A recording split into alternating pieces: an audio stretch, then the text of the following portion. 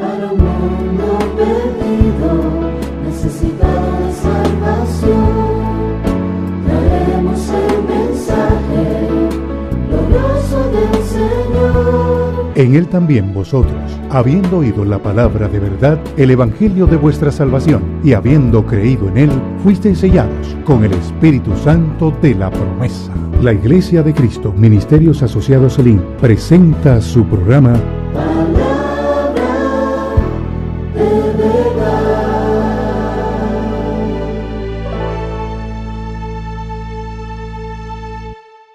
El día de hoy vamos a hablar de un tema sumamente interesante. Ustedes saben que el mes de abril, en este año de la promesa, así como fue profetizado por nuestro apóstol y declarado proféticamente, este es el año de la promesa. 2013 es el año de la promesa.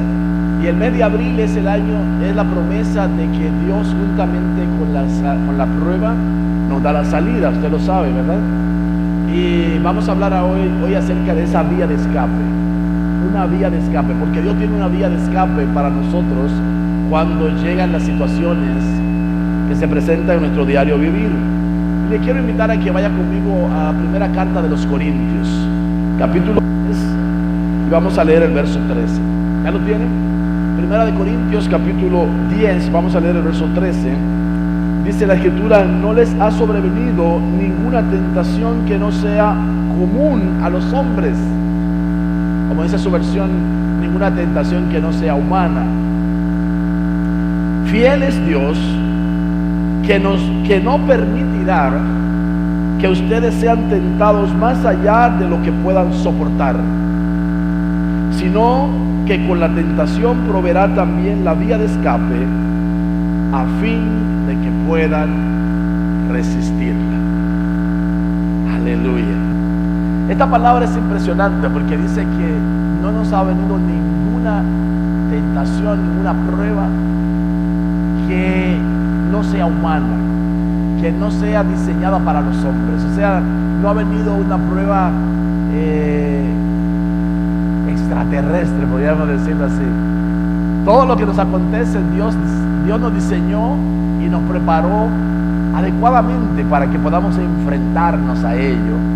Y lo dejó por un propósito. Vamos a ver que las pruebas son un propósito precioso de Dios para nuestras vidas. Aunque algunos no digan amén, pero eso es así. Y vemos aquí que Dios no va a permitir ninguna prueba que no sea humana para nosotros.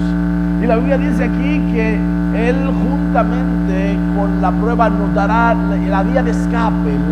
Juntamente con la prueba nos dará la salida. ¿Sí?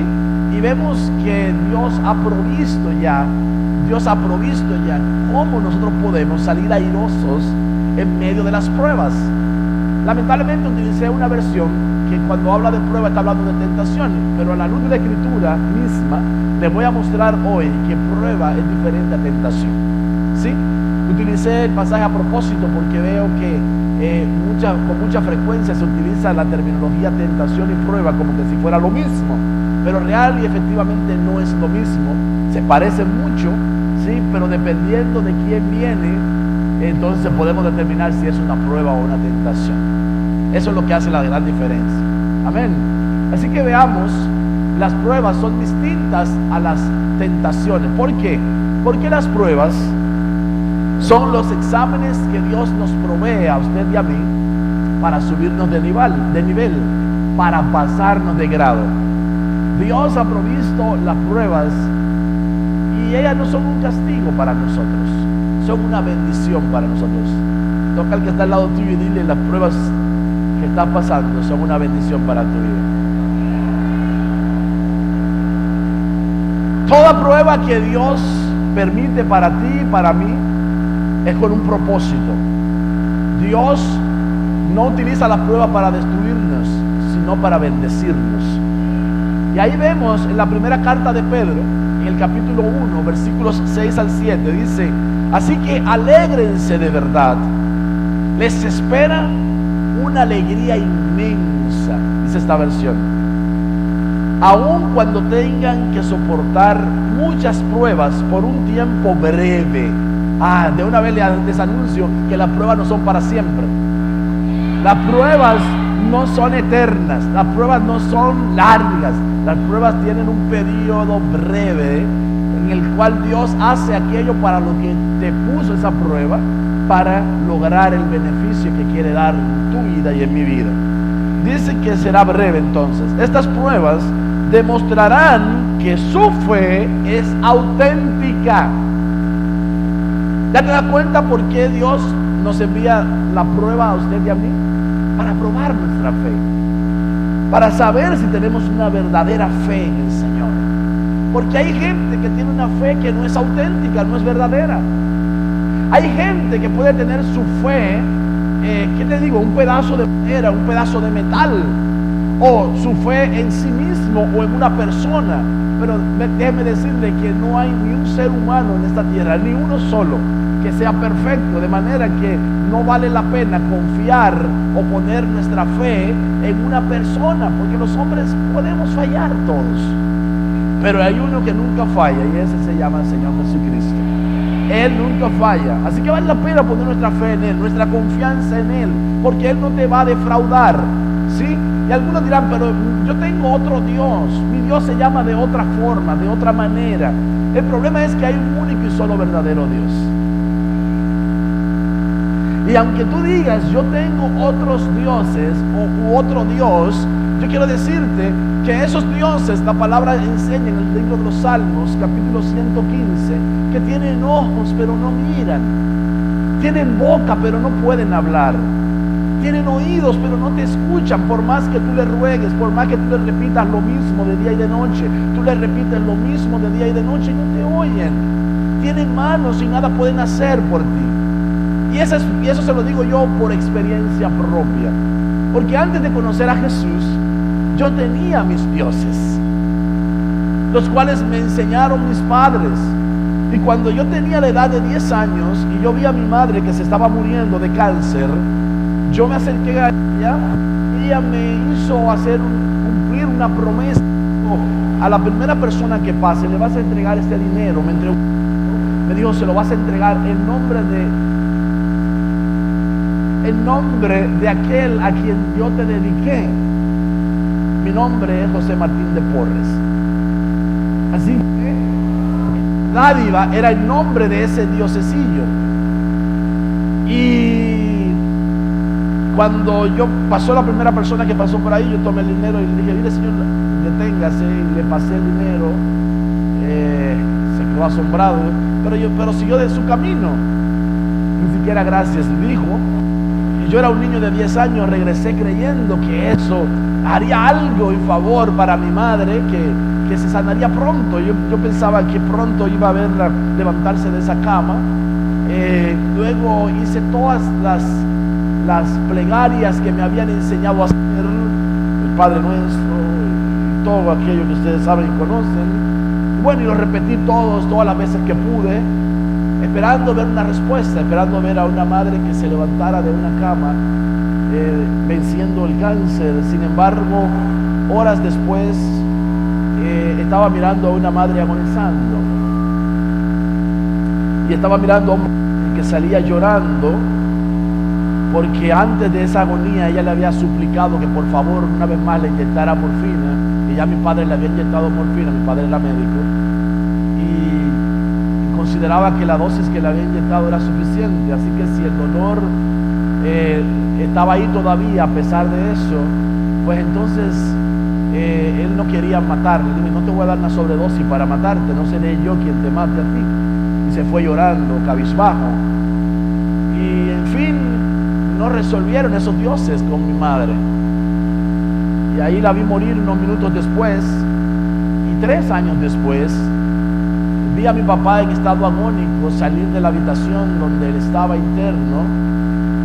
Y me encerré en el baño, y como yo conocía o decía conocer a esos dioses que me habían enseñado, comencé a clamarles y a decirles que por favor intervinieran, que hicieran algo por la vida de mi padre, que no dejaran irse y que trabajaran en mi papá. Mi papá había estado aparentemente bien minutos antes, nosotros habíamos estado visitándolo, y cuando llegamos a nuestra casa nos llamaron, nos dijeron que regresáramos otra vez porque se había puesto mal, y cuando entramos a la habitación ahí lo sacaban estado agónico, lo llevaron al lugar donde lo llevaron, donde cuando salió ya salió muerto, sin vida. Y yo dije, pero estos dioses no me escuchan, no me oyen. Y muchos años después yo entendí la razón por la que no me escuchaban y no me oían y no atendían a lo que yo les pedía. Y es que la Biblia dice que tienen oídos pero no escuchan, tienen ojos pero no miran, tienen manos y nada pueden hacer. Así que nuestra fe tiene que estar puesta en aquel que venció la muerte, en aquel que se levantó al tercer día y está vivo a la diestra del Padre intercediendo por nosotros. Nuestro Señor Jesucristo. Vale la pena confiar en Él, vale la pena acercarse a Él. Años después, hace 22 años, yo me acerqué a ese Dios vivo y verdadero. Cuando mi hijo acaba de nacer y salió de la cesárea que le practicaron a mi esposa y nació sin vida, y se la entregaron a la enfermera la llevó a una camilla, el pediatra no llegó a la cesárea, y cuando estaba allí en aquella camilla sin vida ninguna, y la enfermera prácticamente cruzada de brazos sin saber qué iba a hacer con ella, le dije, por favor, me da un permiso, y rodeé a la enfermera hacia un lado y puse mi mano sobre su tórax y dije, Señor, tú la formaste completita, enterita, la hiciste muy bien hecha, perfecta. Señor, tú eres el Señor de la vida, así que tú tienes autoridad sobre la muerte porque tú venciste a la muerte. En el nombre de Jesús, que vuelva a la vida.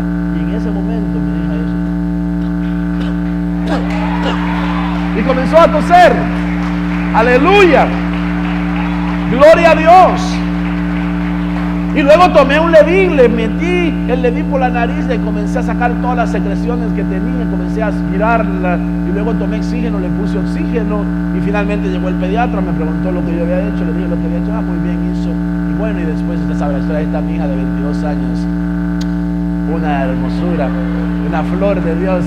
La bendigo en el nombre de Jesús con toda la gracia que Dios ha puesto sobre ella. Amén. Dios está vivo, Dios es real, vale la pena poner nuestra confianza en el Señor. Amén, gloria a Dios. Hace unos 15 años tuve el privilegio de ir con mi hermano que estaba enfermo de SIDA en el hospital del Bronx, en el Lebanon, y ahí estaba él enfermo en la 10ª planta de la sala de los idosos. Yo llegué, abracé a mi hermano, lo besé, mi hermano comenzó a llorar. Yo le dije, hermano mío, vine de parte del Señor para estar contigo en este tiempo tan difícil que te ha tocado vivir. Y él estaba parándose de la cama, dando pasos para ir con su suero al baño una y otra vez, esas diarreas que no lo soltaban. Y yo lo miraba tan débil y tan mal en ese instante que le dije, hermano mío, yo quiero orar por ti. Y le dije a mis 2 tías que estaban ahí, que fueron las personas que me criaron, agarrémonos de la mano, vamos a orar, vengan. Y nos pusimos ahí. Yo les dije, yo creo en un Dios todopoderoso. Y cuando yo cerré mis ojos, yo le dije, espíritu de muerte, te ordeno en este momento que tú salgas de este lugar y sueltes la vida de mi hermano. Y en ese momento, estando en la 10ª planta del hospital de Lebanon, se abrieron las ventanas de par en par. Un viento recio salió desde su cuerpo hacia afuera. Y mis 2 tías y yo abrimos los ojos, y mi hermano también abrió los ojos, y todos nos quedamos mirando lo que estaba sucediendo. Y en aquel instante se detuvieron las diarreas. Y yo hablé a la vida de mi hermano, le dije, hermano mío, tú necesitas tener a un Salvador contigo, tú necesitas a Jesús. Inmediatamente el enemigo le puso una duda a su corazón, y la duda consistía en que si digo que sí y acepto a Jesús en estas condiciones, van a decir porque estaba en estas condiciones fue que lo aceptaste. Y entonces yo le dije, pero Jesús no vino por los sanos, los enfermos. Así que ábrele tu corazón a Jesús. En eso llegó una prima mía que también era cristiana. Nos unimos los dos y finalmente él, convencido por el Espíritu Santo, abrió su corazón al Señor. Y después de ese día, mi hermano fue dado de alta y después vivió 3 meses, los más felices de toda su vida. Hasta el día en que había llegado su hora, había llegado su momento de partida. Y cuando llegó ese momento de partida, mi tía se coloca delante, estaba con él, lo miraba que estaba nueva vez pasando de la cama al baño, de la cama al baño y del baño a la cama. Las diarreas volvieron de nuevo. Su estado comenzó a ponerse muy crítico.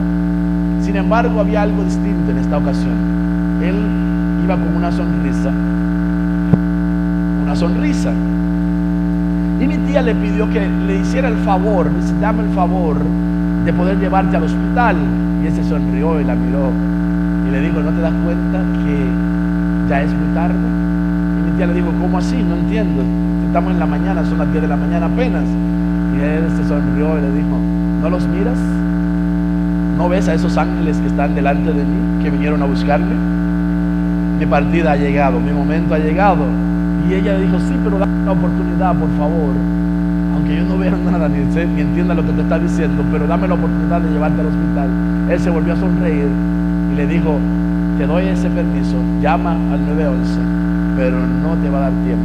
Y exactamente cuando ellos entraron con la camilla, ya él había expirado para estar con el Señor. Aleluya. Vale la pena tener nuestra fe en un Dios vivo, en un Dios verdadero. Aleluya. Él es el Señor, Él es el Dios todopoderoso. Por eso nosotros podemos alcanzarle a través de la fe, como cantábamos ahorita. A través de la fe podemos tocarle y podemos desprender de él virtud para nuestras vidas. Entonces, aquí estamos mirando que Dios va a permitir pruebas, pero va a probarnos para ver si nuestra fe es auténtica. Porque aquí les cuento en confianza que el recibir a Jesús como su único y suficiente Salvador no es garantía de que no tendrás pruebas en tu vida.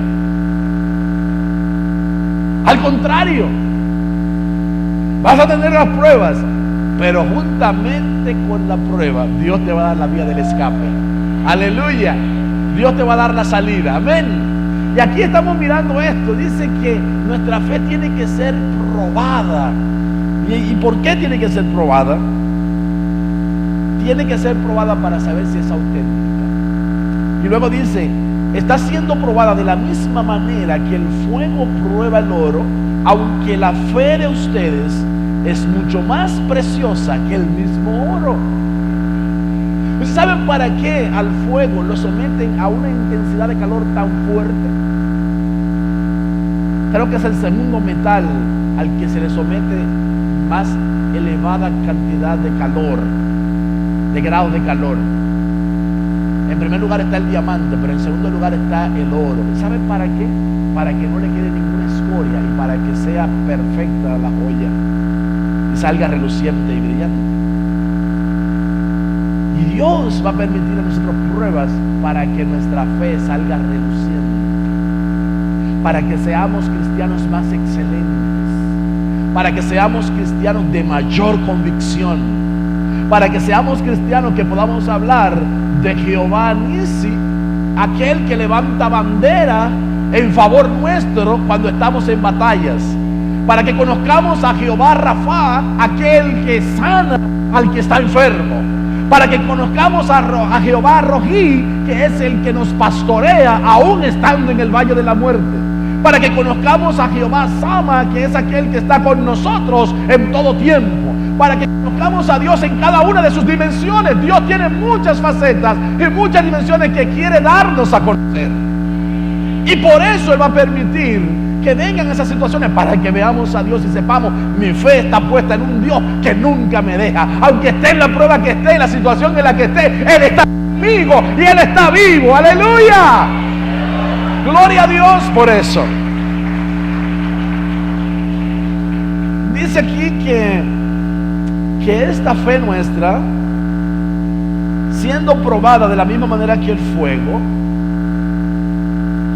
dice, aunque la fe de ustedes es mucho más preciosa que el mismo oro, entonces su fe, al permanecer firme en tantas pruebas, les traerá mucha alabanza, gloria y honra en el día que Jesucristo se ha revelado a todo el mundo. ¿Saben qué? Esa fe es la que va a permitir que el día que el Señor regrese, y Él está muy pronto a regresar, cuando el Señor regrese, regresará con aquellos que tenían una fe tan gloriosa que un día seríamos arrebatados. O sea, se acerca el tiempo en que la iglesia gloriosa, la iglesia que mantuvo una fe íntegra, una fe, como dice aquí, auténtica, esta iglesia será arrebatada, dice la palabra de Dios. Y cuando Él regrese, entonces nosotros vendremos gloriosos juntamente con Él. ¿Y vendremos a qué? A la tierra otra vez. ¿Para qué? Mejor nos quedamos en el cielo, sí, pero no. Nosotros vamos a estar, recuérdense que la promesa de Jesús fue preparar morada para nosotros en los lugares celestiales, para que donde Él esté, nosotros también estemos. Pero cuando Él tenga que venir a la tierra por causa de Israel, y cuando Él tenga que venir a reinar por 1000 años, nosotros también vendremos con Él. Y la gente nos va a ver gloriosos allá arriba. Nosotros venir juntamente con el Señor en las nubes. Nos van a ver de todas partes del mundo. Sí, porque el mundo entero le verá. El mundo entero. Yo no sé si será por satélite. Yo no sé si el Señor va a ampliar la imagen en el cielo para que todo el mundo desde su lugar, así como nosotros vemos el sol y en la China ven el sol, pues también yo no sé cómo Dios lo va a hacer, pero de que nos van a ver gloriosos, que vendremos juntamente con Él. Aleluya. Gloria a Dios. Sin embargo, las tentaciones son los exámenes de Satanás para hacernos brotar la carne y para luego acusarnos. Las tentaciones son los exámenes de Satanás en la vida de los creyentes que Dios va a permitir. Imagínate, si tentó al Hijo de Dios, ¿cómo no va Dios a permitir que nos tiente a nosotros? ¿Sabían ustedes que Jesús fue tentado por el diablo? La Biblia dice que al comenzar su ministerio, Jesús fue tentado por el diablo. Pero antes de comenzar su ministerio, Jesús había sido tentado por el diablo. Porque sus hermanos le miraban y le decían: manifiéstate, tú no digas que eres el Hijo de Dios, no sé qué, manifiéstate. Y él decía: todavía no ha llegado mi hora. Así que el enemigo lo tentaba de muchas formas, de muchas maneras, y lo hizo a nivel de su espíritu, lo hizo a nivel de su alma y lo hizo a nivel de su cuerpo. Si ustedes miran el monte de la tentación, que aparece inmediatamente Jesús está comenzando su ministerio, se van a dar cuenta que las 3 tentaciones fueron a esos 3 niveles. El primero, di que estas piedras se conviertan en pan. Era una tentación para el cuerpo. Recuérdense que Jesús tenía 40 días en ayuno, sin ingerir nada. Y llegó el tentador: si eres el Hijo de Dios, di a esas piedras que se conviertan en pan. Yo les pregunto, ¿y ustedes creen que Jesús podía cambiar la piedra en pan? Tenía poder para hacerlo. Pero ¿de quién venía la insinuación? ¿No les ha parecido a usted que en muchas oportunidades dije que tú eres Hijo de Dios? Ora por este para que se levante. ¿A usted no le ha pasado eso? Tú no dices que eres Hijo de Dios. Ven y ora por ese para que se levante. Si Dios te dice ora por ese para que se levante, ora aunque esté gravemente o aunque esté muerto. Porque aunque esté muerto o aunque esté grave, cuando tú hayas orado obedeciendo la voz de Dios, se va a parar de ahí. Pero si no es Dios el que te está diciendo eso, no se te atreva. No te atrevas a decirle a esa gente: levántate en el nombre de Jesús. Porque el enemigo te va a avergonzar y se va a reír de tu fe. Lo que les quiero decir es que no siempre el Señor nos está hablando. A nuestro oído, así como en el huerto, Adán y Eva pudieron oír 3 voces claramente: la voz de Dios que se paseaba en el huerto, la voz de la serpiente que se metió al huerto y la voz de ellos mismos que se escuchaban hablar uno con otro. También nosotros podemos oír 3 tipos de voces. Podemos oír la voz de Dios. Y quiero decirte que la voz de Dios siempre va a traer seguridad a tu vida, va a traer paz a tu vida, va a traer sosiego a tu vida. Dios nunca te va a hablar para ponerte a temblar, para asustarte, y para meterte miedo, y para ponerte en zozobra, y para traer insomnio a tu vida. Nada de eso, hermano. La voz de Dios va a traer seguridad, paz a tu corazón, certeza de que realmente ha sido una voz para el bienestar tuyo. Dios siempre va a hablarte, aunque te hable, mire, para corregirte, y aunque sea duro lo que te diga, pero cuando Dios te ha hablado, mire, créame que eso trae una confirmación a la fe que uno tiene en el Señor. Lo segundo es que la voz del enemigo trae una turbación horrorosa, porque la gente se comienza a turbar y dice, si será, si no será y todo. Pero la voz del ser humano también es muy duable, muy inestable, porque nosotros, si será, si no será, si fue verdad, si no fue verdad, si fue Dios que me dijo, si no fue Dios que me dijo. Entonces tenemos que saber discernir las voces que escuchamos. Entonces decimos claramente que las pruebas vienen de parte del Señor, pero las tentaciones vienen de parte de nuestro enemigo. Amén. No son iguales las pruebas y las tentaciones, aunque a diferentes versiones de la Biblia, como acabamos de ver, puedan poner como sinónimo de prueba tentación. ¿Me estoy dando a entender? Ahora, hay tres facetas del enemigo que son muy interesantes. La primera es la faceta de diablo o calumniador. Diablo o calumniador.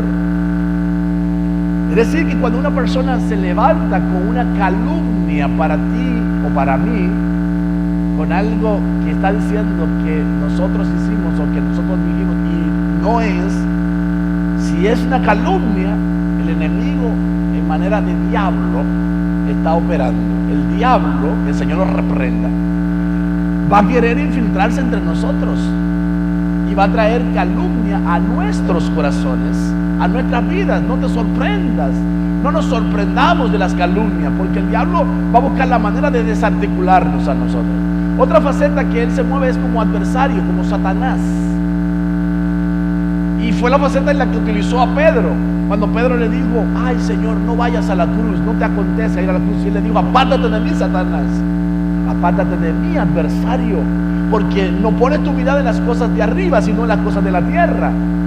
Entonces notemos que el enemigo se puede manifestar de diferentes formas. Y la tercera manera en que él se manifiesta es como tentador. Como tentador. Y como tentador es importante que entendamos que las tentaciones son para hacernos brotar la carne, tener un derecho legal con el cual él acusarnos. Cuando nosotros permitimos que la carne se manifieste en nosotros, que si aparece una Betsabé bañándose desnuda y nosotros nos disparamos con Betsabé como se disparó David a Betsabé, ustedes saben la consecuencia después de eso. O sea, tenemos que tener cuidado con las tentaciones. La forma de enfrentar las tentaciones, la palabra de Dios dice, huir de las tentaciones.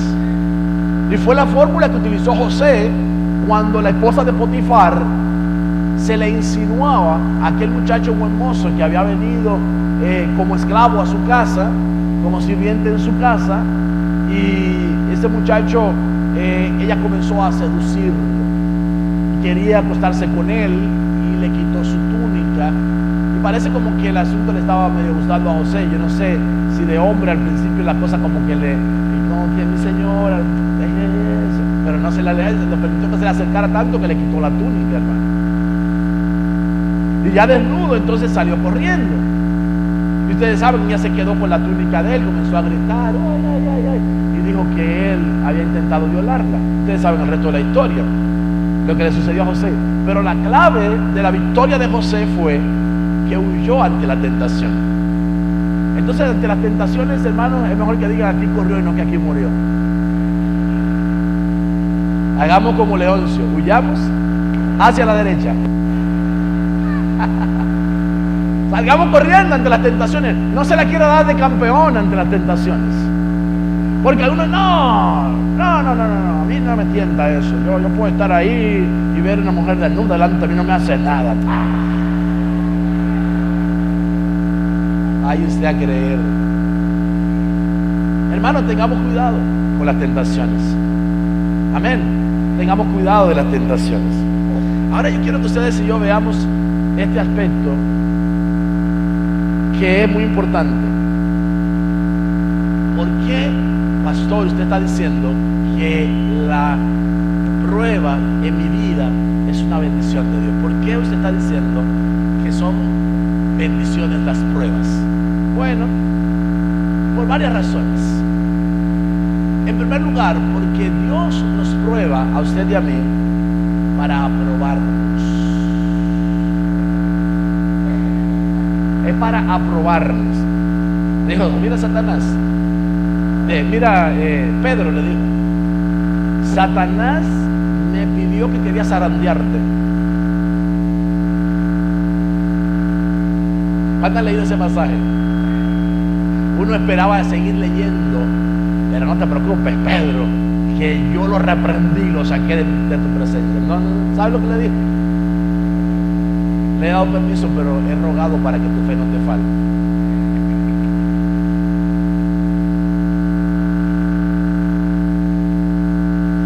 Señor. Sí, porque para que el enemigo pueda tener alguna influencia en tu vida y en mi vida, necesita el permiso de Dios. Necesita el permiso de Dios. Entonces, las situaciones difíciles nos vienen a nuestras vidas porque Dios las permite, porque Él está queriendo manifestar su gloria en nuestras vidas. Y aquí le dice Pedro, no te preocupes, yo estoy rogando para que tu fe no te falte. Coloca su nombre en el lugar de Pedro. El Señor está rogando ahora a la diestra del Padre para que no nos falte la fe, para que nuestra fe sea auténtica, genuina, y a pesar de la prueba salgamos airosos. En segundo lugar, Dios permite la prueba en nuestra vida para que crezcamos, no para que decrezcamos. Es para que crezcas, es para que te desarrolles, es para que alcances la madurez, es para que llegues a la estatura de la plenitud de Cristo, a la medida de la estatura de un varón perfecto. Hacia allá no quiere llevar al Señor, hacia la madurez, y por eso permite las pruebas en nuestra vida. En tercer lugar, Dios nos prueba para edificarnos, no para destruirnos. Perdón, ¿probó el Señor a la fe de Job, sí o no? Uy, ¿y de qué manera? Y al final, ¿cuál fue el postrer estado de Job? Si ustedes notan y leen la Biblia, Dios le reintegra 10 hijos. Había perdido 10 hijos, le reintegró 10 hijos. Y de todo lo que en su casa había perdido, de todas sus ovejas, de todos sus bueyes, de todas sus pertenencias que había perdido, Dios se la devolvió multiplicada. Entonces, al final, ¿cuál fue la condición de Job luego de haber sido probado? Porque déjeme decirle que la prueba fue bien fuerte, pero al final él reconoció, dijo, de oídas yo te había oído, pero ahora mis ojos te ven. Conozco, ahora te conozco, ahora yo sé quién eres tú. Ahora de verdad yo sé que mi Redentor está vivo, aleluya. Hermanos, ahora él conocía con propiedad a Dios, él sabía la clase de Dios que él tenía. Entonces, hermanos, las pruebas van a edificar nuestras vidas. Job salió con un conocimiento pleno de quién era Dios y ya nada ni nadie lo había podido apartar de la fe del Señor. Las pruebas son para prepararnos no solo para lo temporal, sino para lo eterno.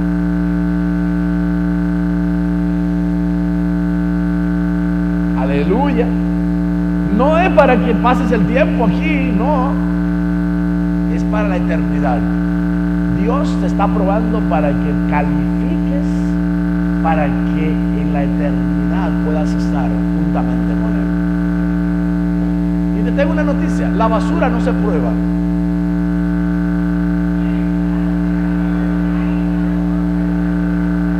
No, la basura no se prueba, la basura se quema con el fuego.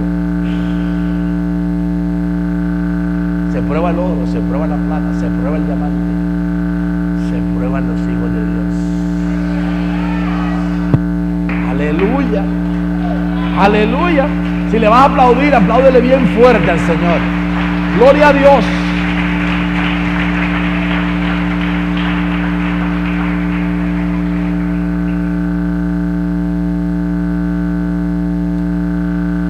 Vamos a ver a un hombre en la Biblia que está llena su vida de enseñanzas.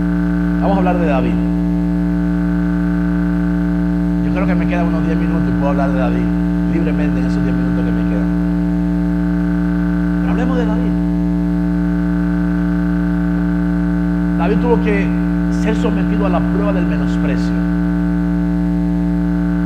Y quizás en tu vida hayas experimentado menosprecio de la gente más cercana, de tus propios familiares, quizás de tus padres, quizás de tus hermanos, quizás de la gente que conviven diariamente contigo, tus compañeros de trabajo, yo no sé quiénes, pero de que David la pasó fuerte en esa prueba del menosprecio. Déjenme ir a la palabra de Dios y vamos a 1 de Samuel capítulo 17, versos del 12 al 14.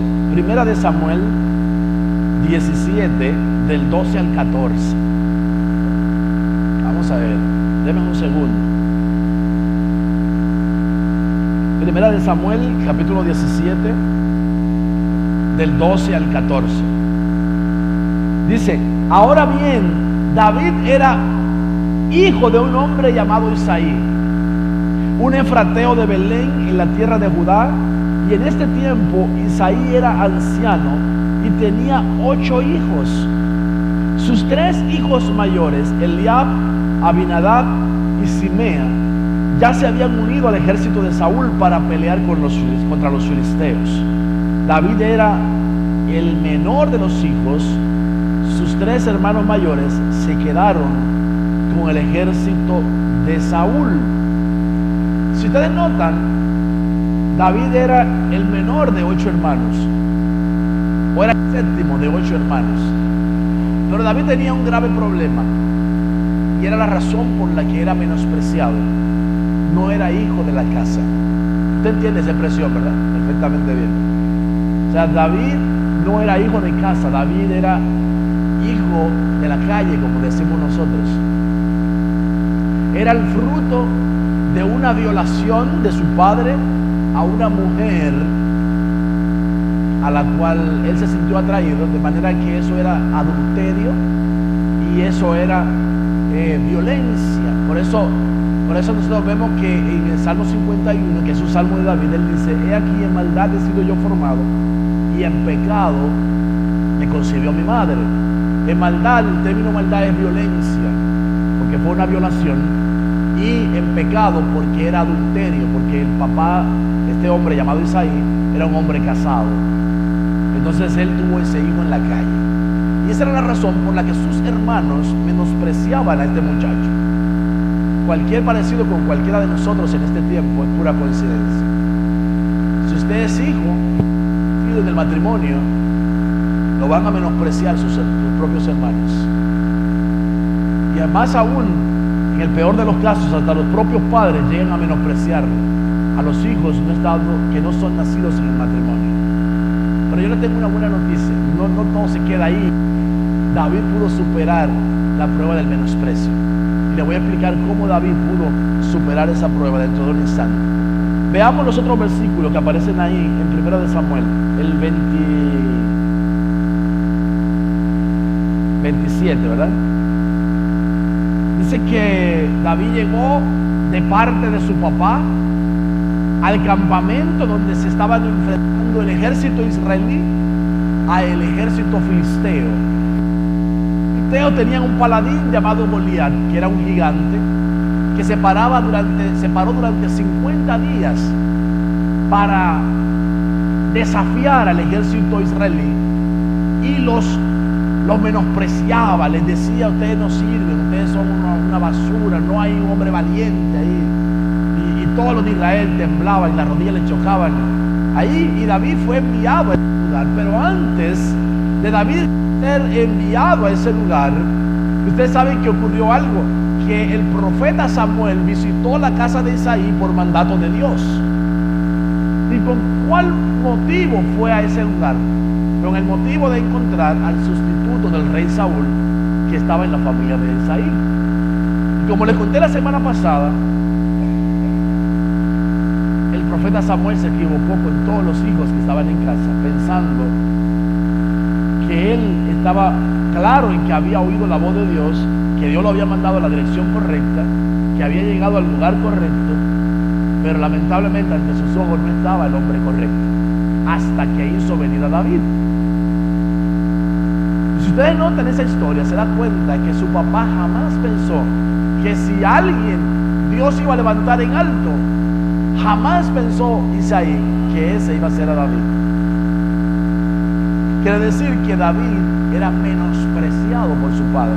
El término menospreciar es restarle valor, quitarle valor a su persona. Y notamos nosotros en la palabra que era menospreciado de su padre, y su padre no le tenía nada de confianza, a pesar que era David el que les cuidaba las ovejas y el medio de sustento. Entonces ustedes notan que David es enviado al campo de batalla, y en estos versículos vemos que cuando él llega aquí, dice que estos hombres le dieron a David la misma respuesta, y le dijeron: efectivamente, esa es la recompensa por matarlo. Porque él preguntó: ¿y qué le van a dar al que venza a este que está hablando ahí? Ustedes saben, al gigante. Pero él nunca lo llamó gigante, porque no lo miraba como un gigante. Y Eliab, que vimos que era quien, hermano mayor de David, lo oyó hablar con los hombres y se enojó. ¿Qué estás haciendo aquí?, le reclamó. ¿Qué pasó con esas pocas ovejas que se supone que deberías estar cuidando? Conozco tu orgullo y tu engaño. Solo quieres ver la batalla. ¿Qué hice ahora? ¿Qué hice ahora?, pregunta David. ¿Qué yo he hecho ahora? Esa expresión, ¿sabe qué está diciendo? Que constantemente sus hermanos lo acusaban de cosas que él no había hecho. Constantemente sus hermanos lo calumniaban. Constantemente sus hermanos levantaban falsos testimonios. ¿Qué yo he hecho ahora?, preguntó David. Y luego dice, solo es eso, mero hablar. Y luego dice el verso 30: entonces caminó hacia otros y les preguntó lo mismo, y recibió la misma respuesta. Entonces le contaron a Saúl la pregunta de David, y el rey mandó a llamar. Y luego en el versículo 33 dice que cuando el rey lo llamó, lo quiso vestir con su vestidura para que fuera a la guerra. Pero antes, note cómo le dice: no seas ridículo, le respondió Saúl. No hay forma de que tú puedas pelear contra ese filisteo y ganarle. Eres tan solo un muchacho, y él ha sido un hombre de guerra desde su juventud. Pregunta: ¿lo menospreció el rey Saúl en ese momento, sí o no? Tú no puedes tener un muchachito. ¿Qué es lo que tú vas para la guerra? Pero veamos cómo David pudo vencer, cómo David pudo salir airoso en medio de la prueba del menosprecio. Como vemos, su padre lo menospreciaba, no creía en él y lo quería avergonzar, mandándolo a llevar panes y quesos al campamento con sus hermanos. Y otra cosa que vemos aquí es, en este pasaje, que sus hermanos lo odiaban. No solamente lo menospreciaban, también lo odiaban. Le tenían también envidia. Sus hermanos no querían saber absolutamente nada de él. Saúl, al ver lo que era un jovencito, lo menospreció. Se burló del muchacho. Tú eres un muchacho, quítate de ahí, que esto es cosa para hombres. Hace unos días estaba reunido con nuestro apóstol Fernando Ortiz, y él tuvo una visión de Dios, y Dios le mostró a él, ¿sabe qué? Que Dios levantaba una generación de muchachos, de adolescentes, que se iban a poner en la brecha, iban a interceder por aquello que por tanto tiempo sus padres habían estado orando y que no habían tenido respuesta. Y que Dios levantaba un ejército de adolescentes para glorificar su nombre. Y yo creo que Dios está levantando un ejército de Davides, jovencitos, a través de los cuales Dios va a traer un gran avivamiento a esta tierra. Dios levantará un ejército de muchachitos, no diestros en la batalla, aparentemente sin experiencia ninguna, aparentemente muchachitos que nadie da nada por ellos, pero Dios lo va a levantar y lo va a utilizar para glorificar su santo nombre.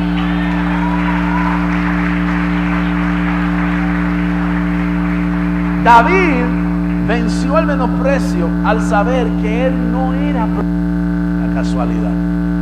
Y vamos a ver en ese salmo, en el 139, versículos 16 y 17, para que ustedes vean que él sí sabía que él no era producto de la casualidad.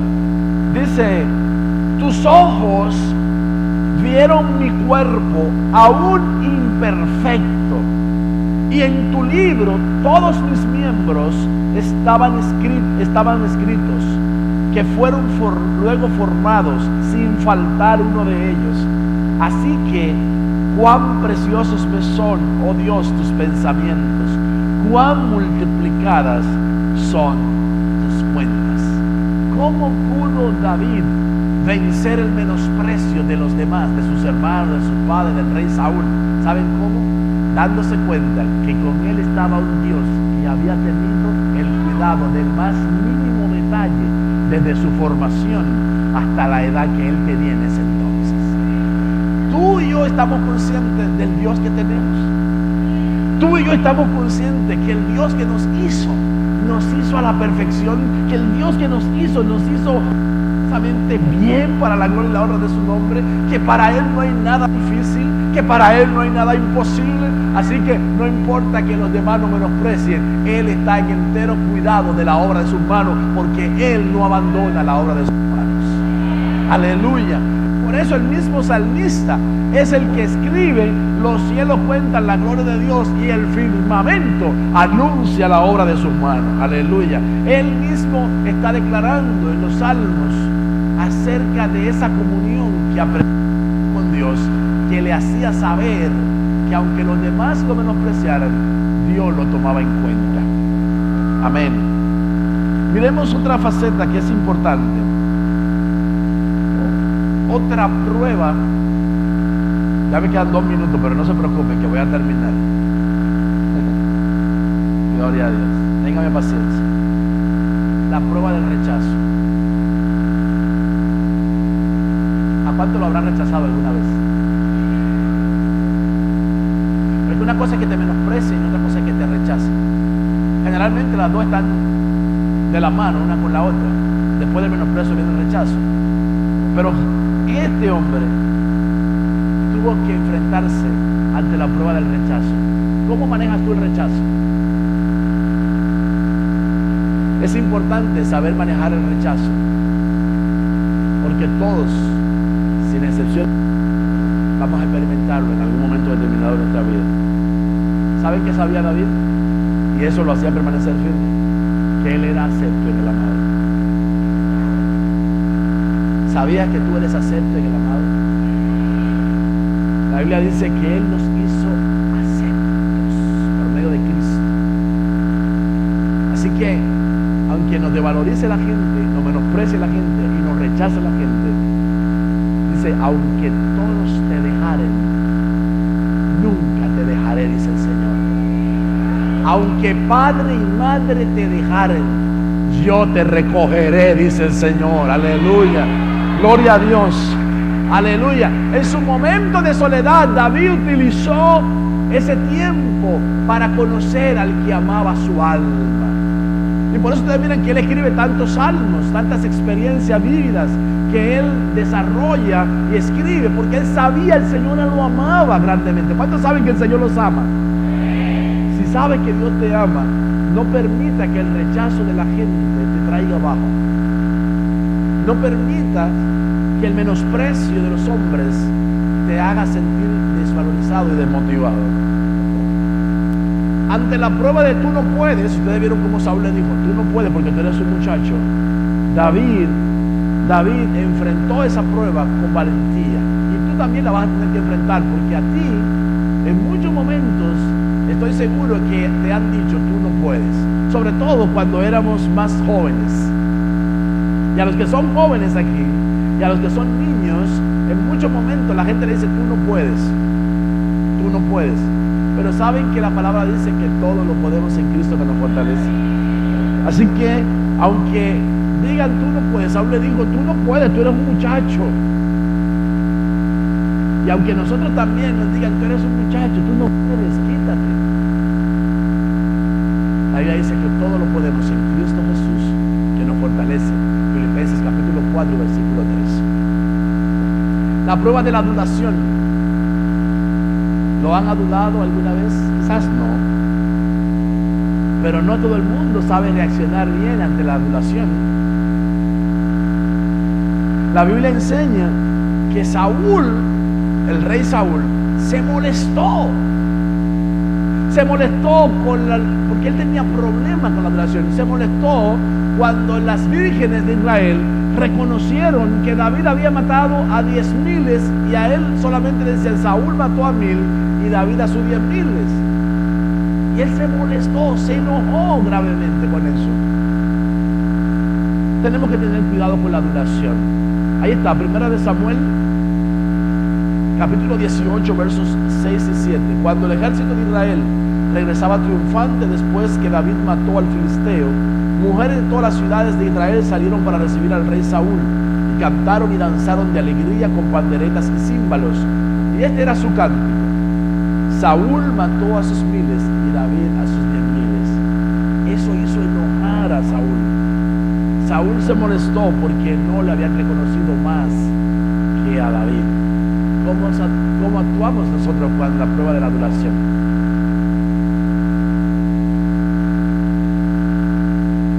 Queremos exaltar a veces nuestro ego. Yo hice más, yo sobresalí más. Si al fin y al cabo lo importante es Él, no nosotros. La prueba de la innovación, ¿saben? Vistieron a David, le dijeron, ponte entonces la ropa de Saúl, y lo vistieron. Y cuando él dijo, yo no sé andar con todo esto. Yo me lo imagino, hermano, armado con esa armadura grandota que le quedaba, toda pesada. Y ahí hay un enseñanza. No se puede pelear con la armadura ajena. Todos y cada uno debemos de vestirnos con la armadura que Dios nos ha dado. No te vistas con la armadura ajena, vístete con la que Dios te dio. Dios nos ha vestido con armaduras de guerra, armaduras espirituales poderosas en Dios para la destrucción de fortalezas. Dice que el muchacho, 1 de Samuel 17:40, dice, tomó 5 piedras lisas de un arroyo y las metió en su bolsa de pastor, y luego, armado únicamente con su vara de pastor, mire qué instrumentos de guerra llevaba, una vara de pastorear ovejas y un tirapiedra.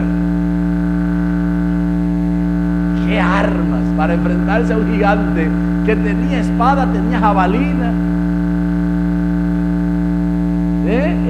escudo, escudero, tenía de todo! Y estaba fuertemente armado el gigante. Pero ¿saben cuál fue la clave? Que David se atrevió a innovar.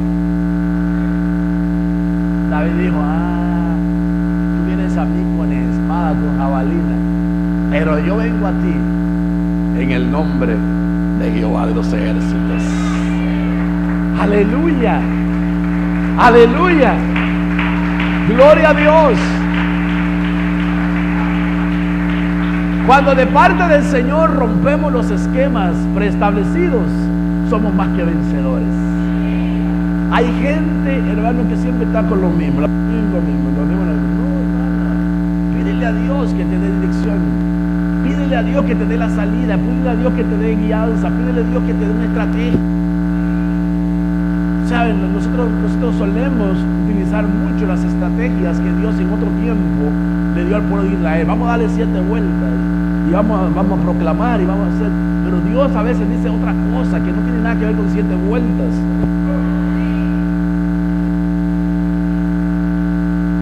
Lo único que tenemos que estar atentos a la voz de Dios. No podemos enmarcar el poder del Espíritu Santo. Miren los instrumentos de este hombre: una vara pastoral y una honda. ¿Usted se da cuenta de los extraños métodos de Dios? Un día le dijo a su ejército, vayan a pelear, vayan a la batalla, yo iré con ustedes, vayan a la batalla. Señor, ¿y qué vamos a llevar? Lleven un cántaro vacío en una mano con una tea ardiendo adentro. Otra mano, lleven un chofar. ¡Qué instrumento de guerra! Miren qué instrumento. Con una cántaro vacío con una tea ardiendo y un chofar. El chofarazo que usted le podrá dar a un ejército. Usted dirá, sí, pero mira, hermano, eso es duro. El que le dan con esto, seguro que lo matan, el que le dan un cuernazo de esto. Pero no era para pegárselo a la gente. Era un ejército muy numeroso y grandemente armado con espadas y con lanzas. Pero el instrumento no era para que lo utilizaran golpeando a su adversario. Miren cómo lo utilizó Dios en esa batalla. Les dio una orden para que a medianoche rompieran los cántaros vacíos, para que la tea ardiendo sacara su luz y al mismo tiempo hicieran sonar el chofar. El ejército contrario estaba que se rompieron las vasijas y vieron toda esa luz alrededor de ellos y oyeron taré, taré. Tócalo tú, hermano, porque yo esto no sé nada de eso. No me vaya a pasar a mí como a uno que digo, yo soy especialista. Nos contaba ayer el pastor Fernando Roda de uno que dijo, yo soy especialista en instrumentos de viento, dijo, y a mí, para que me pongan a tocar. Y le dijo el hermano, está bien, cuando llegue el momento te voy a decir cuándo tocarlo, ¿verdad? Y llegó el momento en el culto, le dijo, tócalo ahora. Y dice, no me van a oír porque la gente, todo el mundo está a la vez cantando, yo quiero que me oigan. Está bien, mandó a bajar la música y dijo, tócalo ahora. Y cuando eso, le dijo, el instrumento no sirve, porque no sabía tocarlo. Pero toca el chofar, toca el chofar.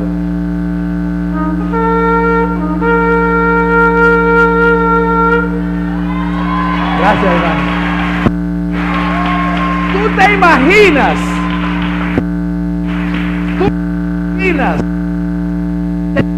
Los hombres tocando esto a la vez? Que eso te... sonido del cántaro, ¡pra! Una luz, cuando tú abras los ojos, oiga esa luz y al momento oiga 300 asuntos de esto sonando.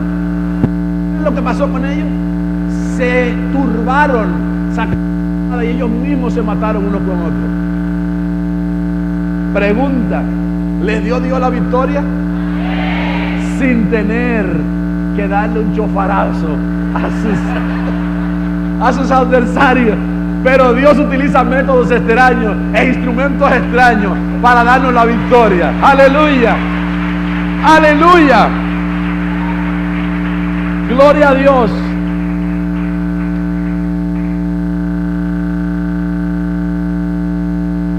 ¿Saben qué? Creo que lo puse al revés. Pero ¿saben qué? Sí, porque abajo después di que tenía la boquilla para ponerlo. Puse al revés. ¿Saben qué? Usted se imagina que Dios le diga a usted, levántate a las 4 de la mañana y ora por esa situación que está pasando. Ay, Señor, a las 4 de la mañana. ¿Cómo voy a levantar yo a las 4 de la mañana? Con este sueño tan bueno, Señor. Y sobre todo si llueve como llovió anoche. Ay, Señor, ¿cómo voy a levantar yo a las 4 de la mañana? Levántate. ¿Tú no quieres que te dé la victoria? Ay, sí, Señor, pero yo oro a las 8 de la mañana. Levántate a las 4. Levántate a la hora que Él te diga. Y si Él te dice esa hora, ponte de cabeza, ponte de cabeza. Aunque tú no entiendas nada, pero seamos obedientes a Dios, porque cuando obedecemos a Dios y nos atrevemos a romper con nuestro paradigma, mira, hermano, Dios hace proezas y maravillas. Y las innovaciones de parte de Dios, cuando Dios nos da la estrategia, mire, siempre es para que salgamos airosos y victoriosos. La prueba de terminar lo que uno comienza. David no solamente le dio una pedrada a aquel gigante en la frente. Inmediatamente le dio, David salió corriendo hacia él. Corrió y se abalanzó hacia el gigante. Recuérdense cómo estaba todo el ejército. Temblaba, le chocaba las rodillas todo el ejército. Yo me imagino cómo le hacía. Todo el mundo temblando, ¿no? Pero oye ese gigante que lo desafiaba. David le dio una pedrada en la frente en el nombre del Señor. Y luego se abalanzó hacia él. Él iba a terminar lo que había comenzado. Hermano, hay gente que han comenzado cosas de parte de Dios y no la han terminado. Y Dios quiere que tú termines lo que tú iniciaste. No dejes nada por mitad. Muchas veces el pueblo de Israel no exterminó a todos sus adversarios como Dios les había dicho, y el resultado fue funesto. Ahí miramos en 1 Samuel capítulo 17, verso 51. Después David corrió, sacó su vaina de su vaina la espada de Goliat y la usó para matarlo, aleluya, y cortarle la cabeza. Yo me lo imagino en ese cuadro, hermano. No la sacó de aquí, se la sacó a él. Fue con su misma espada, le quitó, imagínate, se atrevió a acercarse al cuerpo de aquel gigante y le quitó la espada, y con su misma espada le voló la cabeza.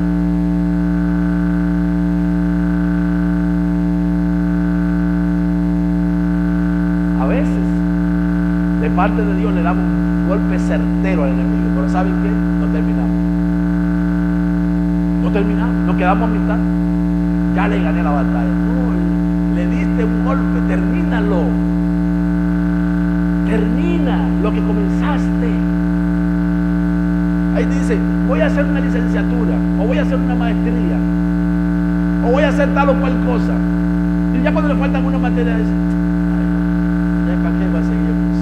Pero termínalo. Termina. ¿Tú sabes lo que cuesta hacer una carrera? Y cuando te comienzan a pasar los años, te vas a dar cuenta de la importancia de haberte graduado de eso que iniciaste. Hermano y hermana, en el nombre de Jesús, sobre todo a los que están estudiando, no importa la edad que tengas. Yo tengo en mi casa un certificado que le regaló su abuelo a su nieta, a mi hija. El papá de mi esposa le regaló un certificado cuando a la edad de 76 años se recibió un certificado de un curso que hizo en computadora, un curso de PowerPoint que hizo, y se graduó de eso y se lo dedicó a su hija, a su nieta, por letra, le puso: para cuando te sientas desanimada en tus estudios, leas que a la edad de 76 años yo me gradué de esto.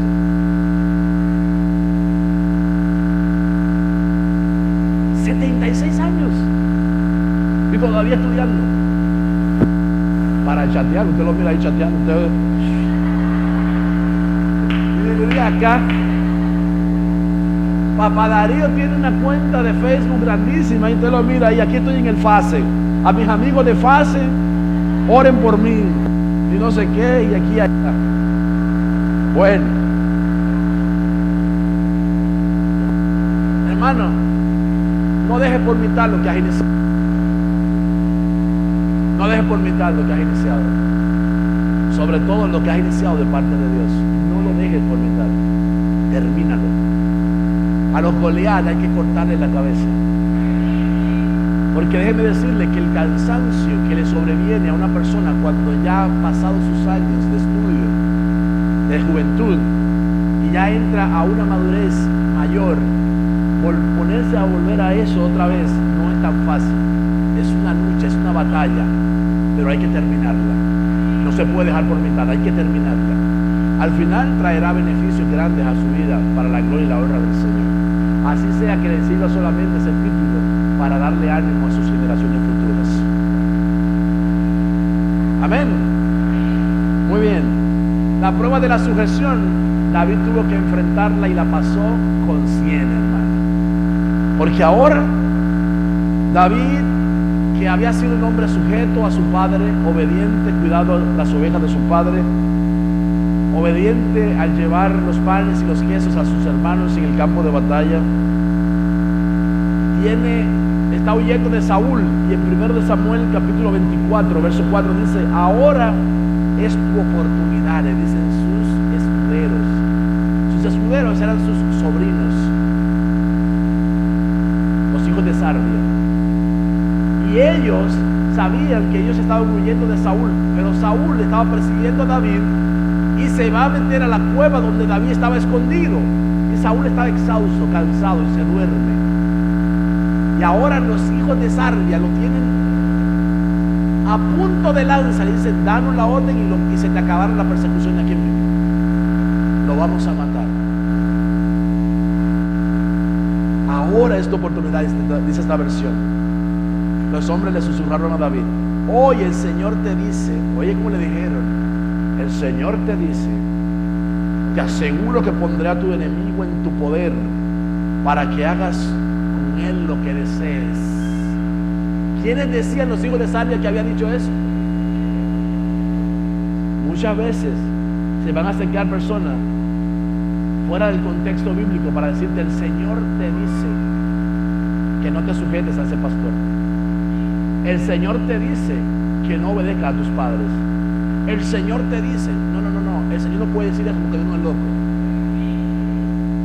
Porque Dios estableció un principio de autoridad y Dios reconoce el principio de autoridad. Y Dios nunca viola sus principios. Y cuando ellos le dijeron eso, entonces dice que David se le acercó sigilosamente y le cortó un pedazo del borde del manto de Saúl. Pero después David comenzó a temblar. ¿Y qué es lo que yo he hecho? Yo he actuado mal. Y luego le dice a sus escuderos, líbreme Jehová a tocar al ungido de Dios. Hermanos, nunca nos atrevamos a tocar a los ungidos de Dios. Dejemos que sea Dios quien los toque. No lo toques tú. Que Saúl estaba loco y todo, sí, pero era el rey de Israel. Y note que David en ningún momento dice, ese loco me tiene harto persiguiendo. No, el rey de Israel lo reconocía y lo distinguía en todo tiempo como el rey de Israel.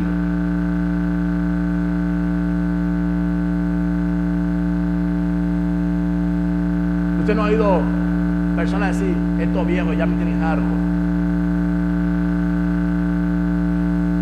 refiriéndose a sus padres. Eso a que tú le estás diciendo estos viejos son tus padres. Y no les puede faltar el respeto, porque la Biblia dice que debemos de honrar a nuestros padres para que nos vaya bien y para que tengamos largura de días en la tierra. Así que cuidado con faltar a la autoridad. La prueba de la sujeción se nos va a presentar a todos. A todos. Hay gente que dice, yo me sujeto al pastor, pero a ese que pusieron en la puerta no me puedo sujetar. Yo soy más viejo que él en esa iglesia para que esté diciéndome que no pase por ahí. Le pusieron ahí para decirle no pase por ahí porque no puede pasar por ahí. Y lo delegaron. Y cuando usted le dice a Miguel Ángel, a quien sea, no, yo voy a pasar por ahí, por encima de usted, porque usted está diciendo yo voy a pasar por encima del pastor.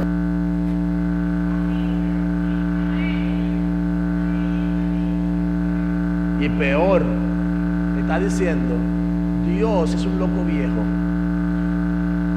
que se equivoca poniendo a gente inservible a colocarlo en lugares donde no vale la pena que lo coloquen porque yo soy mejor que él. Le está diciendo, tú no sabes escoger bien, yo lo hubiera hecho mejor. Está cuestionando no al pastor, no al encargado de la ayuda, no al delegado. Está cuestionando a Dios. Porque Romanos capítulo 13 dice, toda autoridad es puesta por Dios.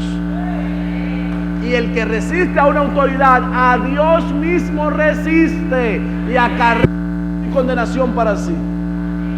Es un principio básico de la Biblia. Entonces la prueba de la sujeción la vamos a tener que pasar todos. Amén. Terminemos el tema entonces. Miren qué salmo. El salmo de David 51. Ten misericordia de mí, oh Dios, debido a tu amor inagotable. Me gustó esa versión, por eso lo puse. Debido a tu amor inagotable, a causa de tu gran compasión, borra la mancha de mis pecados.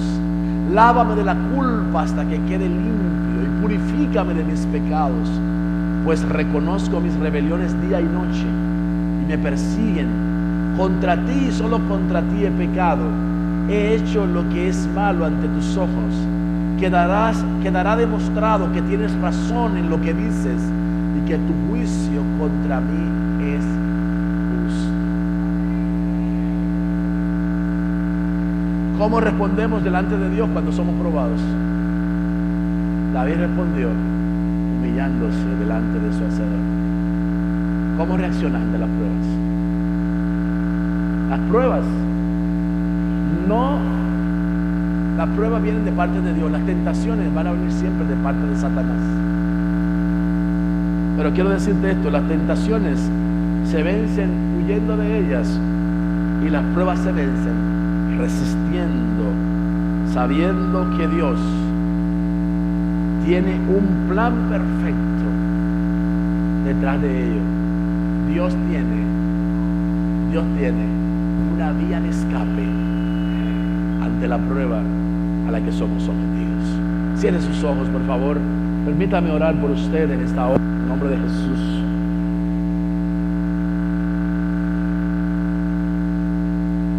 Dios es bueno y sus misericordias son eternas. Padre, te doy gracias en esta hora.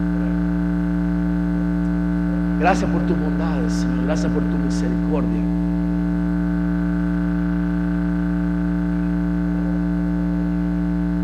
Te pedimos, buen Dios, que nos llene de tu Espíritu Santo en este día, Señor.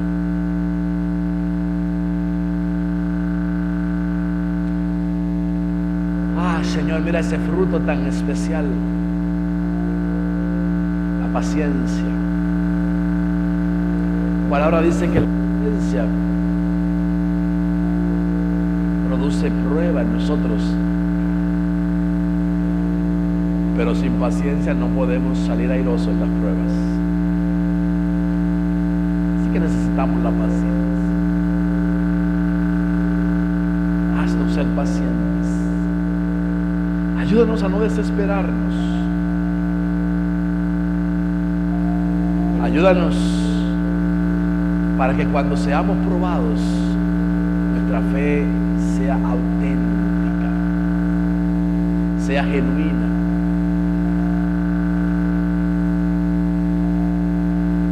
Y que tu nombre sea glorificado en nuestras vidas. En esas situaciones que no entendemos, en esas situaciones que nos vienen y que nosotros no sabemos a veces cómo vamos a reaccionar, pero tú tienes el control. Y tú dijiste que juntamente con la prueba nos ibas a dar una vía de escape.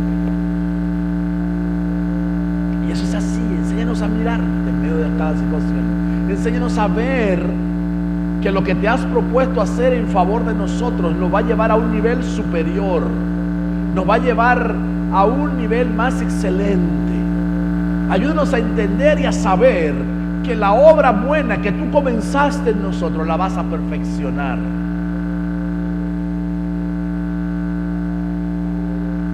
Te damos gracias por las pruebas, Señor. Aunque no entendamos, gracias. Y en este momento te pedimos, Señor, que pongas una gracia especial sobre nuestras vidas para cuando veamos la tentación que siempre vendrá del lado de Satanás, porque Dios no tienta a nadie, dice tu palabra. Cuando alguno es tentado de su propia concupiscencia, de su propia carne. Es el examen del enemigo para que salga la carne a relucir, para luego acusarnos. Por eso ayúdanos a huir ante la tentación. Y la otra manera en que la vamos a vencer es a través de tu palabra, como Jesús venció la tentación diciendo: está escrito. Está escrito. No solo de pan vivirá el hombre. Está escrito: al Señor tu Dios adorarás y solamente a Él servirás. Está escrito: no tendrás dioses ajenos delante de Él. Está escrito. Y dice que el enemigo se fue, el tentador se fue y le dejó por un tiempo. Ayúdanos a vencer las tentaciones a través de tu palabra. Pero cuando tengamos que huir, ayúdanos y danos la gracia. Aunque digan lo que digan de nosotros, aunque nos tilden de lo que nos quieran tildar, no importa, pero que nuestro testimonio no sea lesionado, que lo que profesamos ser, que tu evangelio no sea avergonzado por el mal testimonio nuestro al ceder ante las tentaciones, Señor. Pon gracia en tu pueblo, bendice a tu pueblo en ese día, Señor. Para un mundo perdido, necesitado de salvación, traemos el mensaje glorioso del Señor. En él también vosotros, habiendo oído la palabra de verdad, el evangelio de vuestra salvación, y habiendo creído en él, fuisteis sellados con el Espíritu Santo de la promesa. La Iglesia de Cristo, Ministerios Asociados Selim, presentó su programa Palabra de verdad.